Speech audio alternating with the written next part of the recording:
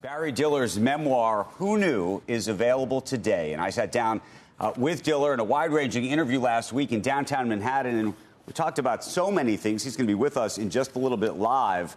But we started by talking about his experience launching the fourth TV network in this country, Fox. And he did it with Rupert Murdoch back in 1986. When Rupert, who I've always described as kind of the sun god, when the sun god smiles on you, ain't nothing like it. And the way he did me a great good favor when I went to him and said, I want to be a partner in this enterprise I've helped build.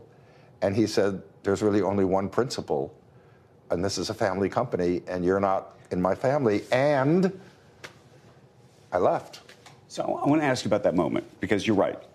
He says, this is a family company, and you are not a member. Yeah. And you wrote that your delusions at that moment about maybe having an opportunity to sit at that table, maybe almost as a member of the family, crumbled. What did you think? I thought I'd been told. What did I think prior to? Prior to him saying that, did you think that he? No, I think any employee, any good employee, thinks the company's theirs or should, and is proprietary towards it. And any good employee acts like it is theirs. And it is a delusion because it isn't. We talked about a lot of delusions. One of the things that we also discussed was one of the most challenging times in Diller's career, which was a court battle with someone that he considered a friend and a mentor, John Malone, whose company Liberty Media ended up suing IAC when Diller proposed to split up his company into 5 companies. And he reflected on that battle and what happened. I was really devastated by it because, you know, first of all, to say the least, control is a big part of my life. And I had a lifetime proxy on these shares, which meant I totally controlled the entity. And we were in Delaware court to, quote, take it away. So it went like right to my heart. So tell me, when you got the apology, what you felt like. I felt a good, decent man reclaimed himself. I mean, he wrote me a lovely note. When it was over, and it was not only an exhale, to say the least, which I felt good about, but what I felt very good about is this person I revered, who I'd been associated with then for 20 years or so, did the right thing in the end. Because, by the way, what I didn't say is when John Malone testified, our lawyer said, it's over. John Malone would not cove to the lies that his executives made. He told the truth. And then we got into this story, which is really quite fascinating. Among the many hits that Diller negotiated in his career, and there are so many of them, one was Raiders of the Lost Ark. Now, if you get in to read this book, you'll find out that it didn't go exactly as he wanted to, specifically with another famed man, George Lucas. When we made the Raiders deal, which was at that time probably the priciest deal ever made, I said one thing.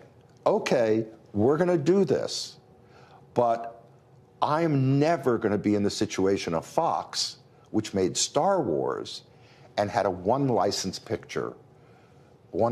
deal for the picture, and had no rights after that. So I said, all I care about, other than the absurd deal we agreed to, is that the sequel rights are nailed so tight and so clear they will never, ever be discussed again. It was the one thing I did, and that's what we did. And then? Well, and then we made Raiders. It was this smash, huge hit. And a year or two later, up comes the sequel. And George Lucas says, I want to do the sequel. And we said, fantastic. And then it was, but we want to change the deal. I said, you want to change the sacrosanct deal? Yeah, it's just not good enough for us. In the end, we caved. We had no choice. And we made a new deal.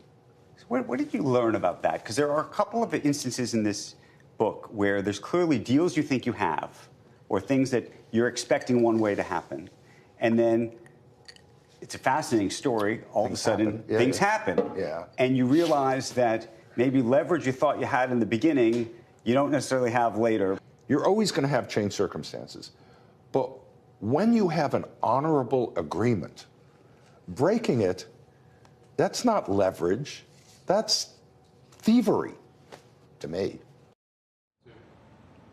And he hasn't talked to George Lucas since. Really? That's the upshot of that story.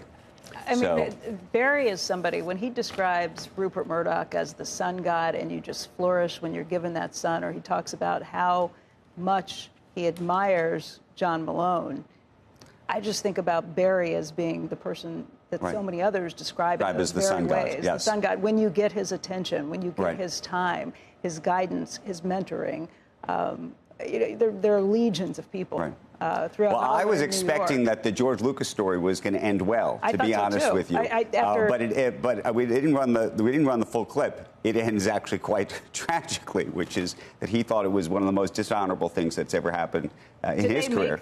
Did they make the? Oh yes, there have been obviously many sequels. But they were made by the same studio. Yes, and what he was saying was they caved and actually paid him, but they paid him relatively unhappily. Yeah. So we're going to have a lot more. That sense of honor. Honor matters for him. We're going to have a lot more talk about honor in additional conversations, which you're going to see in just a little bit with Barry Diller in the next hour. He reflects on writing this book, his memoir, what he learned from the experience. And by the way, we're going to get into it. All of the attention that his personal life has been getting, his sexuality, his marriage to DVF. It's coming up, so you're going to get into all of it. You're going to see all of it. And then Mr. Diller will be at the table here this morning